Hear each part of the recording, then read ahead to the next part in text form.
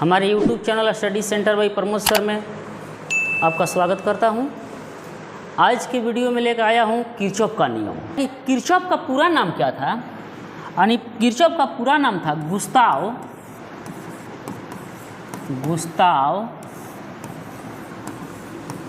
Kirchhoff. पूरा नाम क्या था इनका? Gustav Kirchhoff. इन्होंने जटिल से जटिल परिपथों में यानी जटिल परिपथों में विद्युत धारा प्रवाह करके दो नियम दिए। क्या नियम दिए? दो नियम दिए 1845 ईस्वी में। गुस्ताव किरचॉफ ने जटिल परिपथों में विद्युत धारा प्रवाहित कर दो नियम दिए, जिसे किरचॉफ के नियम से जाना जाता है। कब?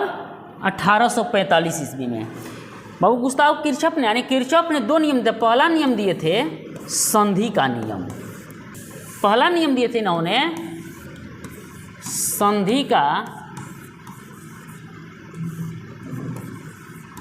का नियम, यानी जक्सन्स लॉ,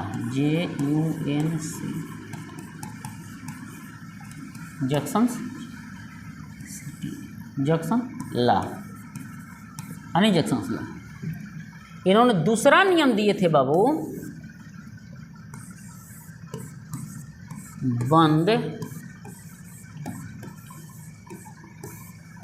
पास का नियम। दूसरा नियम दिए थे बंद पास का नियम। दूसरा नियम क्या था? बंद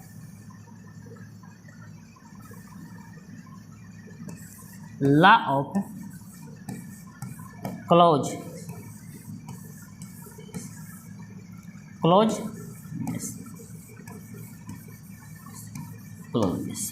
प्रथम नियम था संधि का नियम, जंक्शन का नियम। दूसरा था बंद पास का नियम या बंद लूप का नियम भी कहा जाता है। तो इस वीडियो में हम तो आप लोगों को बताएंगे बाबू किरचॉफ का प्रथम नियम क्या है, यानी किरचॉफ का प्रथम नियम के बारे में बताएंगे। किरचॉफ के प्रथम नियम के बारे में बताएंगे बाबू। किरचॉफ का प्रथम नियम है बाबू कि जटिल से जटिल परिपथों में जब विद्युत धारा प्रवाहित की जाती है तो उस परिपथ के संधि पर कुल विद्युत धाराओं का बीजगणितीय योग शून्य होता है। यानी किरचॉफ ने कहा दिए थे कि जब जटिल परिपथों में विद्युत धारा प्रवाहित की जाती है तो उस परिपथ के संधि पर कुल विद्युत धारा का मान शून्य हो जाती है। यानी उन्होंने कहे थे कि कुल संधि पर विद्युत धारा का मान क्या होती है बाबू?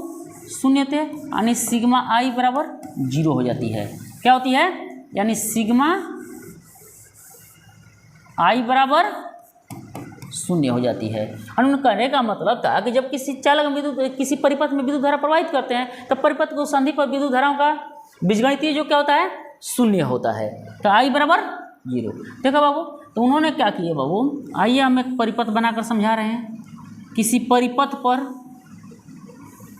विभिन्न संधि लाई गई है, अलग अलग तरीकों से विद्युत धारा को जोड़ा गया है, तार परिपथ को जोड़ा गया है।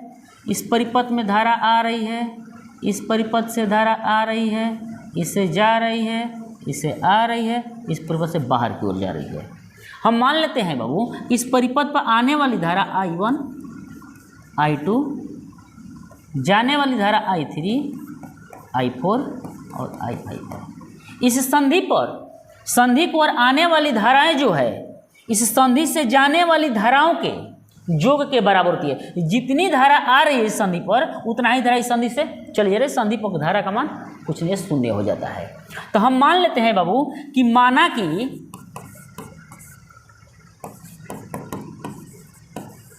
संधि पर आने वाली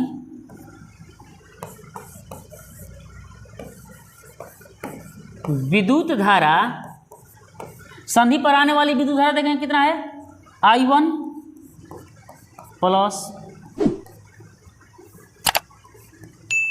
देंगे I1 धारा आ रही है, I2 धारा आ रही है और I4 धारा आ रही है। और संधि से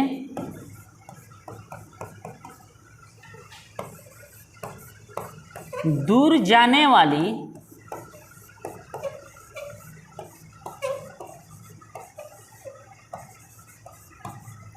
विद्युत धारा, संधि से दूर जाने वाली विद्युत धारा है I3 और I4, I5 है, I3 और I5 संधि से दूर जा रही धारा। तो बाबू रे संधि पर धारा का मान सुना, इसका मतलब कि आने वाली धारा और जाने वाली धारा का मान क्या होती है, बराबर। यानी किरचॉफ के नियम से कि संधि पर आने वाली विद्युत धाराओं का बीजगणितीय योग उस संधि से जाने वाली विद्युत धाराओं के बीजगणितीय योग के बराबर होती है। तो हम क्या कर देंगे, आने वाली विद्युत धारा हो जाएगी I1 plus I2 plus I4, और संधि से जाने वाली धारा क्या है बाबू, I3 प्लस I5।